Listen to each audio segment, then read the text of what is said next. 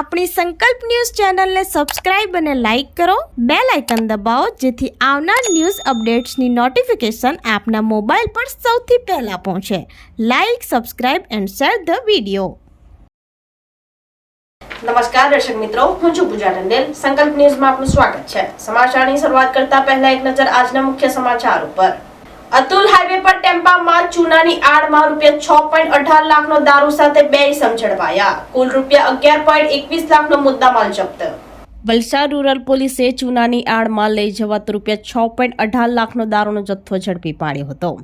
અતુલ નજીક national highway number 48 ઉપર પોલીસે બાતમીના આધારે વોચ ગોઠવી હતી. તે દરમિયાન આઈસર ટેમ્પો નંબર DD01U9755 આવતા રોક્યો હતો, જેમાં તપાસ કરતા ચૂનાની આડમાં છુપાવેલ ₹6.18 લાખનો દારૂનો જથ્થો મળી આવ્યો હતો. પોલીસે 2 આરોપીની ધરપકડ કરી હતી અને રૂરલ પોલીસે કુલ ₹11.21 લાખનો મુદ્દામાલ જપ્ત કરી વધુ તપાસ હાથ ધરી છે.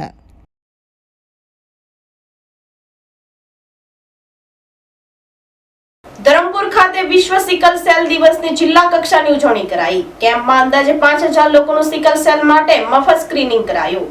વિશ્વ સિકલ સેલ દિવસ 19 જૂન 2024ની સમગ્ર દેશમાં વર્ષ 2047 સુધીમાં સિકલ સેલ એનિમિયા નાબૂદી તરફ લઈ જવાના ધ્યેય સાથે ઉજવણી કરવામાં આવી હતી. જેના ભાગરૂપે વલસાડ જિલ્લાના ધરમપુર ખાતેની SM હાઈસ્કૂલ ખાતે વલસાડ જિલ્લા પંચાયત પ્રમુખ મનહરભાઈ પટેલ અને સાંસદ ધવલ પટેલની ઉપસ્થિતિમાં સિકલ સેલ દિવસની ઉજવણી કરવામાં આવી હતી. જેમાં સિકલ સેલ રોગના દર્દીઓ માટે મેગા કેમ્પનું આયોજન કરી આશરે 5000 લોકોનું સિકલ સેલ સ્ક્રીનિંગ કરવામાં આવ્યું હતું. પંચાયત પ્રમુખ મનહરભાઈ પટેલે પ્રાસંગિક ઉદબોધનમાં જણાવ્યું હતું કે વર્ષ 2047 સુધી સિકલ સેલ એનેમિયા નાબૂદી માટે સરકાર અનેક કાર્યો કરી રહી છે. સિકલ સેલ રોગ માટે જરૂરી તકેદારીઓ લેવામાં આવી રહી છે. વિનામૂલ્યે સારવાર અને જરૂરિયાતના સમયે વિનામૂલ્યે લોહી પણ આપવામાં આવે છે. કાર્યક્રમમાં સાંસદ ધવલ પટેલે જણાવ્યું હતું કે સરકાર આદિવાસીઓના વિકાસ અને સારા સ્વાસ્થ્ય માટે આદિવાસીઓને કેન્દ્રમાં રાખી કાર્યો કરી રહી છે. પહેલા આદિવાસીઓ માટે બજેટમાં જે જોગવાઈઓ હતી તેના કરતાં હવે વર્ષ 2001 બાદથી પંચવર્ષીય બજેટમાં અનેક ગણો વધારો કરી કાર્યો કરવામાં આવી રહ્યા છે. આ કાર્યક્રમમાં સિકલ સેલ સંશોધક પદ્મશ્રી ડોક્ટર યઝદી ઇટાલિયા દ્વારા લોકોને સિકલ સેલ રોગ અંગેની જાણકારી, સિકલ સેલ રોગના લક્ષણો, નિદાન, સારવાર અને દર્દીઓને રાખવાની તકેદારી અંગે સમજણ આપવામાં આવી હતી. આ કાર્યક્રમમાં ધરમપુર ધારાસભ્ય અરવિંદભાઈ પટેલ, ઉમરગામ ધારાસભ્ય રમણલાલ પાટકર અને state epidemic officer doctor Swapnil Shah દ્વારા સિકલ સેલ રોગની ગંભીરતા, રોગ નિદાનની જરૂરિયાત અને રોગ નાબૂદી ઝુંબેશ વિશે પ્રાસંગિક ઉદબોધન કર્યા હતા. કાર્યક્રમમાં જિલ્લા કલેક્ટર અનસુયા ઝા, જિલ્લા વિકાસ અધિકારી અતિરાજ ચપલોદ વગેરે અધિકારી, કર્મચારીઓ અને મોટી સંખ્યામાં લોકો ઉપસ્થિત રહ્યા હતા. લાલ કણ અર્ધચંદ્રકાર જેવા દેખાય અને એને સિકલ સેલ એનેમિયા કહેવાય. ત્યાર પછી 1952ની અંદર બ્રિટિશ સાયન્ટિસ્ટોએ નીલગિરી હિલ્સ, કે આપણે ત્યાં જે દક્ષિણ ગુજરાતમાં તામિલનાડુમાં નીલગિરીના પર્વતો છે, તેના આદિવાસીઓમાં આ રોગ વિશે નોંધ કરેલી છે. અને ત્યાર પછી 1978માં જ્યારે મને પહેલો પેશન્ટ મળ્યો, એની વચ્ચે એટલે કે 1952થી 1978 સુધી ઘણા સ્ટુડન્ટ્સોએ પોતાના MD ડેઝર્ટેશન માટે કે પછી વલસાડમાં ભારે વરસાદને લઈ ગોરવાડા ગામે વીજ પોલ ધરાશયી થતા વીજ પુરવઠો બંધ. વલસાડમાં વરસાદ પડતા ગોરવાડા ગામ ખાતે વીજ પોલ ધરાશયી થવાની ઘટના બનવા પામી હતી, જેના કારણે વીજ પ્રવાહ બંધ થયો હતો. વલસાડ શહેર તથા આજુબાજુ વિસ્તારમાં ભારે વરસાદ પડ્યો હતો. ભારે વરસાદને કારણે ગોરવાડા ખાતે વીજ પોલ ધરાશયી થતા રસ્તાની વચ્ચે વાયરો ખેંચાઈ પડ્યા હતા. આ અંગેની જાણ વીજ વિભાગને કરવામાં આવી હતી. વીજ પોલ પડી જતા આસપાસના વિસ્તારમાં વીજ પુરવઠો ખોરવાયો હતો.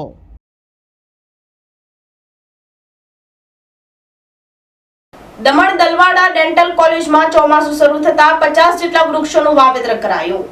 દમણ દલવાડા ખાતે આવેલ ડેન્ટલ કોલેજના કમ્પાઉન્ડમાં કોસ્ટગાર્ડના રાકેશ પાટીલ, કચ્છી ગામના યુવા નેતા અને ડેન્ટલ કોલેજના સહયોગથી 50 જેટલા વૃક્ષોનું વાવેતર કરવામાં આવ્યું હતું. હાલ વરસાદની મોસમ શરૂ થઈ છે ત્યારે વૃક્ષો લગાવીને પર્યાવરણ રક્ષણ કરવાની એક પહેલ કરવામાં આવી છે.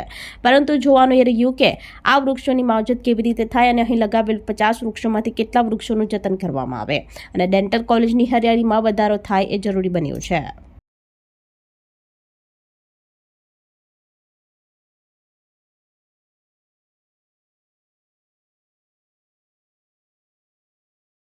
आज अपने कोस्ट गार्ड के मिस्टर राकेश पाटिल वो हमारे पास आए थे, लास्ट ईयर ही आए थे. वो लगवाना चाहते थे पेड़ अपने कॉलेज के कैंपस में.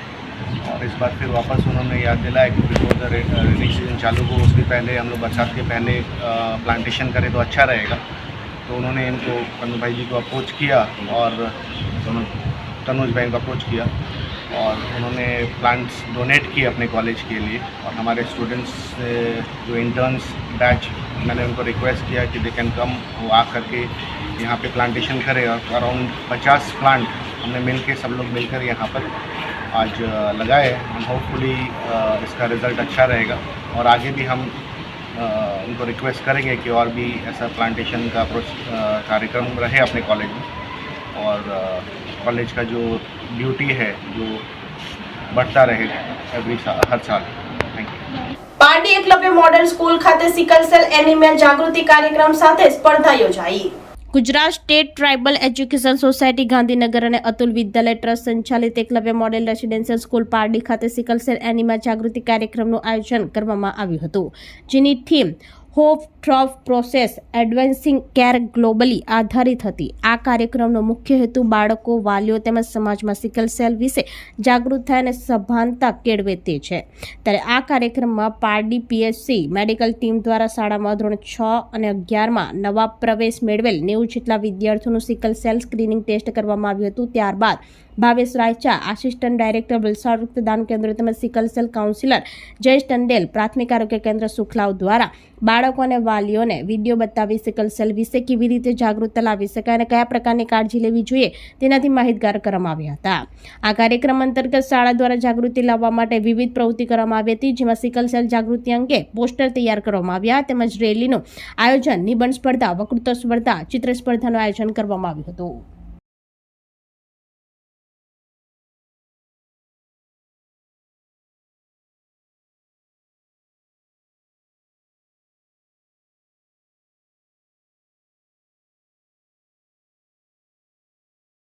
તો આ તાજા સમાચારો, નવા સમાચારો સાથે કાલે ફરી મળીશું। નમસ્કાર।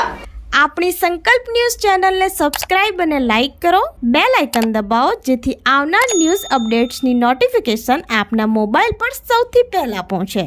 Like, subscribe and share the video.